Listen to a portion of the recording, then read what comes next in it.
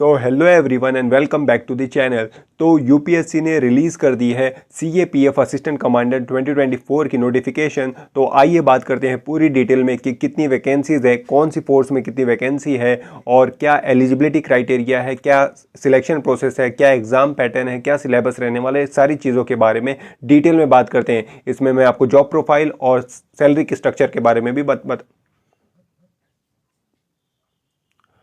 So hello everyone and welcome back to the channel. तो UPSC ने release कर दी है सीएपीएफ असिस्टेंट कमांडेंट 2024 की नोटिफिकेशन। तो चलिए बात करते हैं कि कितनी वैकेंसीज आई हैं, कौन सी फोर्स में कितनी वैकेंसी है, क्या सैलरी रहने वाली है, क्या जॉब प्रोफाइल रहेगा, क्या एलिजिबिलिटी क्राइटेरिया है, सारी चीज़ों के बारे में डिटेल में बात करते हैं। तो चलिए नोटिफिकेशन देखना स्टार्ट करते हैं।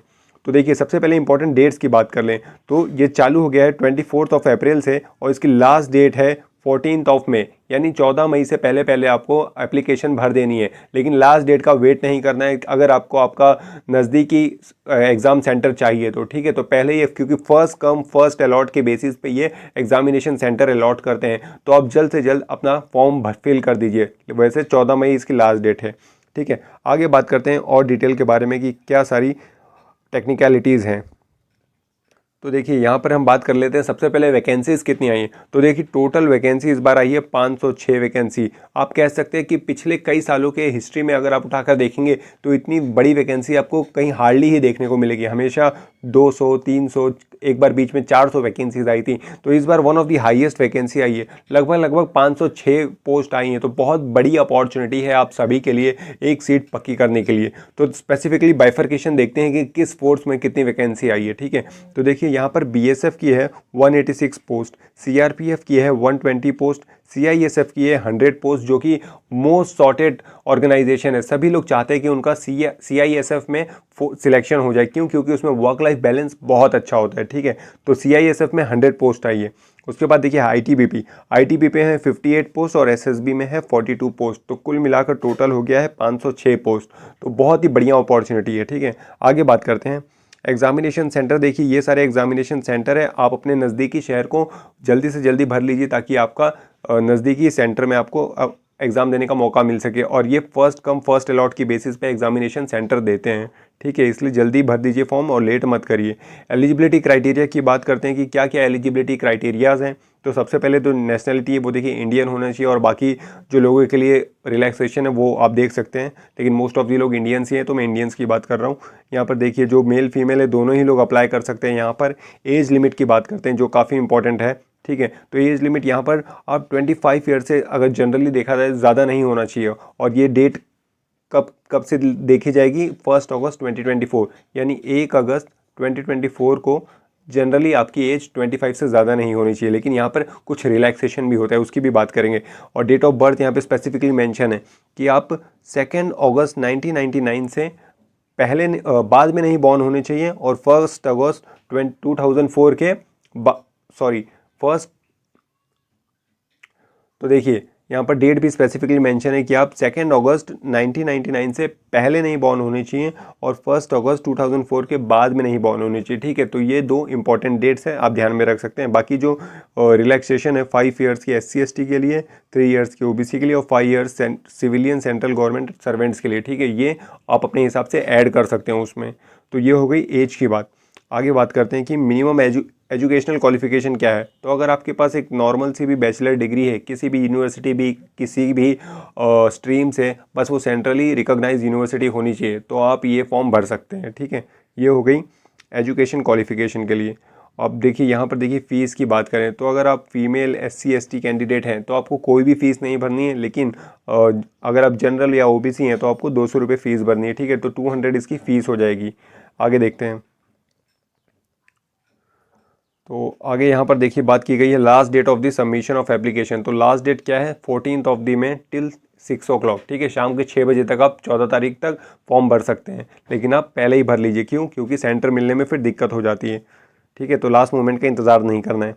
यहाँ पर देखिए अब बात करते हैं पूरा सिलेक्शन प्रोसेस क्या रहने वाला है, किस तरीके का रहेगा। तो सिलेक्शन प्रोसेस में इसमें आपका रिटन एग्जाम होगा पहले, ठीक है। रिटन एग्जाम होगा 4 अगस्त को एग्जाम है, 10 से 12 आपका रिटन एग्जाम होगा पेपर 1, फिर होगा 2 से 5 आपका पेपर 2, ठीक है। पेपर 1 क्या है, जनरल एबिलिटी एंड इंटेलिजेंस, ये होगा 250 नंबर का, ठीक है। तो पेपर 1 हो गया आपका 250 नंबर का। फिर आपका होगा शाम में पेपर 2, वो होगा 200 नंबर का, 200 नंबर का वो हो जाएगा, यानी टोटल आपका हो गया 450 नंबर का पेपर हो जाएगा, एग्जाम हो जाएगी, ठीक है। अब इसमें भी जब आप पेपर क्लियर कर लेंगे, पेपर 1 पेपर 2 का एक मेरिट बनेगी, उस मेरिट में अगर आप क्वालिफाई करेंगे तो आपका फिजिकल एफिशिएंसी टेस्ट होगा, ठीक है। और फिजिकल एफिशिएंसी टेस्ट की कुछ दिया गया है टारगेट्स की, आपको इतना इतना अचीव करना है, ठीक है। तो अगर आप मेल हैं तो आपको 100 मीटर रेस लगानी है 16 सेकंड में, और 800 मीटर रेस लगानी है 3 मिनट 45 सेकंड में, ठीक है। और लॉन्ग जंप करनी है 3.5 मीटर की, 3 चांस दिए जाएंगे जिसके। और शॉर्ट पुट है 7 किलो, लगभग 7.25 किलो का 4.5 मीटर फेंकना है आपको।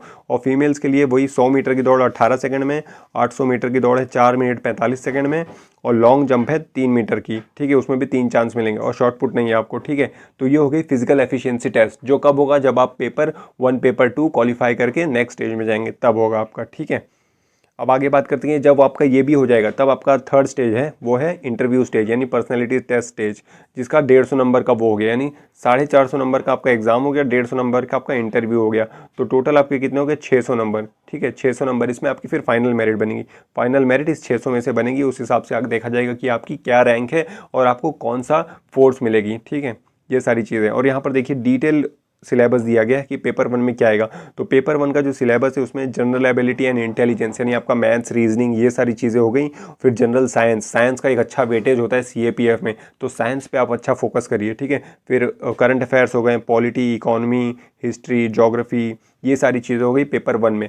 और अगर जब आप पेपर 1 आपका कट ऑफ निकाला जाएगा, पेपर 1 का आप एक कट ऑफ क्वालिफाई करेंगे, उसमें पास होंगे, तब आपका पेपर 2 चेक किया जाएगा, अदरवाइज आपका पेपर 2 चेक भी नहीं किया जाएगा, ठीक है। तो पेपर 2 होता है वो जनरल स्टडीज़ ऐसे कॉम्प्रिहेंशन, ठीक है, जिसमें एक में आपको ऐसे लिखना होता है, उसमें पार्ट 1 और पार्ट बी होता है, ठीक है। पार्ट ए में आपको ऐसे लिखना पड़ेगा, 80 मार्क्स का ऐसे आता है, और पार्ट बी में आपका कॉम्प्रिहेंशन, पैसिव राइटिंग और काउंटर आर्ग्यूमेंट, ग्रामर, ये सारा सिलेबस होता है पार्ट बी में, ठीक है। तो इस तरीके से ये पूरा डिटेल हमने बात कर लिया है कि क्या सिलेबस रहने वाला है, किस तरीके से सिलेक्शन प्रोसेस रहेगा, फिजिकल क्या है, ये सारी चीज़ें। अब देख लेते हैं कि फिजिकल रिक्वायरमेंट क्या क्या है, ठीक है। यहाँ पर क्योंकि बहुत सारी, जैसे कि ये डिफेंस फोर्स है, पुलिस फोर्स है, ये भी एक हिसाब से, तो यहाँ पर कुछ रिक्वायरमेंट है कि आपकी फिजिकल जो मेजरमेंट है वो इस तरीके से रहनी चाहिए, तभी आप अप्लाई कर सकते हैं, ठीक है।